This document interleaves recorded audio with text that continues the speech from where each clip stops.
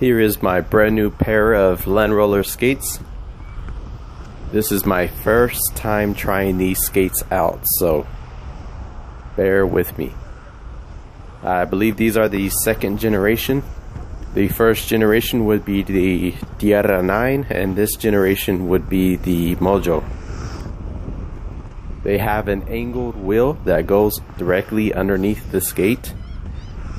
That's why the wheels are able to be as big as they are. They are 180 millimeters in the back, and they are 150 millimeters in the front, with a durameter of 84A hardness. A lot of people know these skates as Cesar Millan skates, simply because the Dog Whisperer wore them. That's probably the reason why I am familiar with them.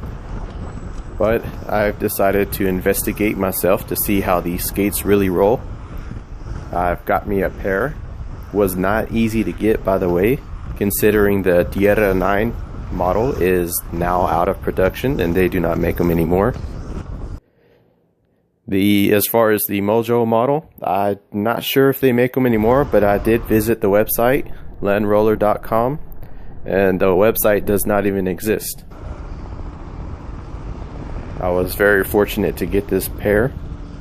You can still find them on places like eBay, Amazon, a couple of applications like Let Go and OfferUp. But I managed to get me a pair and I wanted to try them out. Right away, when I first tried these skates on, I can tell you something right off. As advertised, these skates are noted for improving your balance. Well, let's just say it takes a little bit of skill in order to skate in these skates. A little more than a regular inline skate.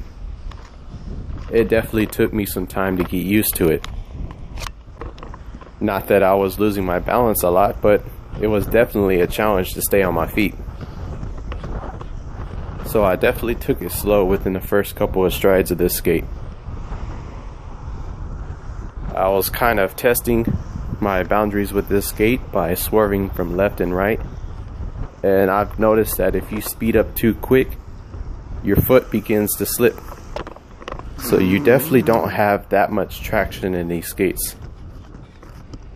I've managed to do a power slide with these skates, so that is possible. One thing that you cannot do with these skates is fight the counterbalance. If your natural tendency is to fight against the angled wheel, you're going to end up twisting the boot. So you just have to pretty much go with the angle of the wheel the way it was designed. Because if you try to straighten your foot out, you are going to damage the skate. I have read a couple of recalls on this skate, and in those recalls it stated that the wheels separated from the skate, or the brake was not working properly. In other words, the brake failed. But other than that, I don't have any real issue with the skates. The first thing I thought about the skates was that as soon as I was to start skating in them, they would start rubbing. They are very uniquely designed. I'll give you that. And that's what attracted me to them. Not necessarily because they are easier to skate on. Anything that has any kind of challenge, I'm going to go for.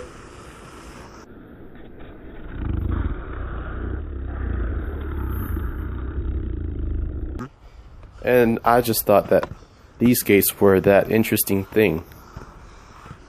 I just had to get my hands on a pair so I can try them out. A lot of people would be quick to call these inline skates. But as advertised, they are out of line skates simply because one wheel sticks out further than the other. Any kind of hill that was going up was definitely a challenge to get any kind of traction because my wheels were starting to slip. I made this video to show you that these wheels, these skates, how durable they are, And from my conclusion, before this video even ends, I would have to say that these skates, after the first run, I didn't see any kind of significant damage to them. I thought that the frames of the wheels would probably bend, or I thought that it would rub somewhere, but none of that happened. Even though I was pretty rough with these skates, it felt like I was going slower in these skates. I was using an application called Fit App, and actually I was going at a pretty decent speed. The skates are not as maneuverable as regular inline skates, but they are something to practice with. The crossovers that you see that I'm doing right now, they were a little bit harder, but they're definitely not something that wasn't impossible.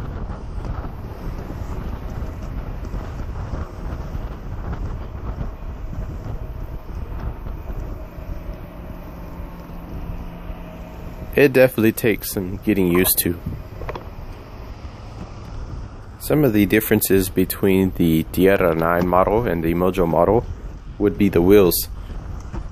I would say that the wheels on the Tierra 9 model are the ones that are made more for off-road, and this model, I haven't got a chance to test it on or off the road yet, but these wheels do have 20% more urethane than the other model, which means that they're going to last a little bit longer. The wheels do come with ABEX 7 bearings. The largest size you can get in these skates are size 13.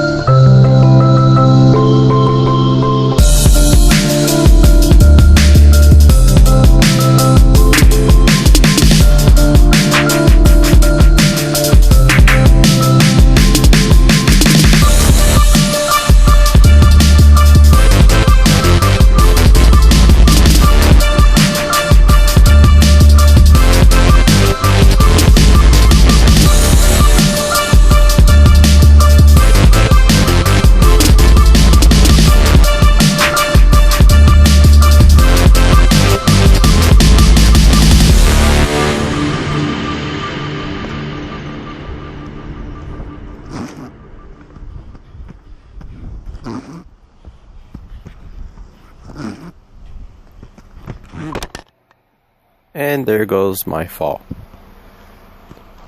What happened is I leaned too far inward as far as the skates are designed, and I lost traction.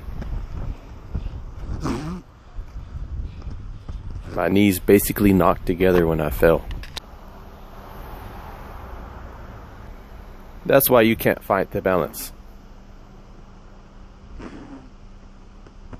So here are my power slides. I was absolutely going to power slide in these skates.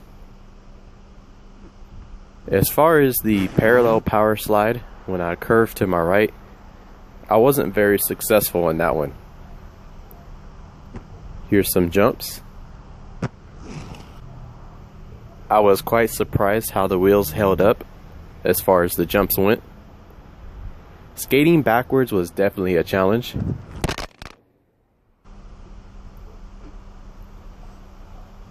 And staying on two wheels was actually quite surprising for me too.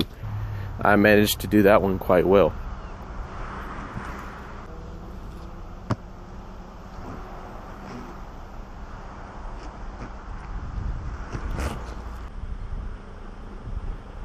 Picking up speed in these skates, I got more and more used to it.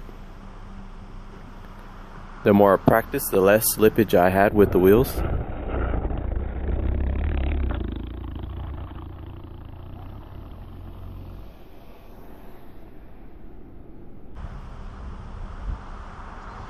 Here's another run.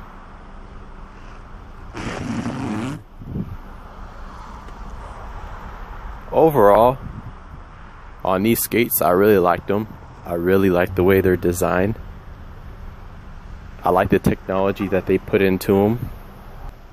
I like that I can still successfully stop in them without hurting myself. I use a stopper here just to see the effectiveness of the stopper before I take it off later. I will be taking the stopper off. I always stop quicker without the stopper though.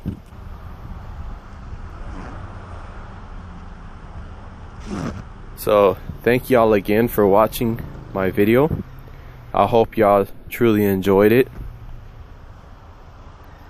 This was a skate in Galveston, Texas, the closest beach to Houston.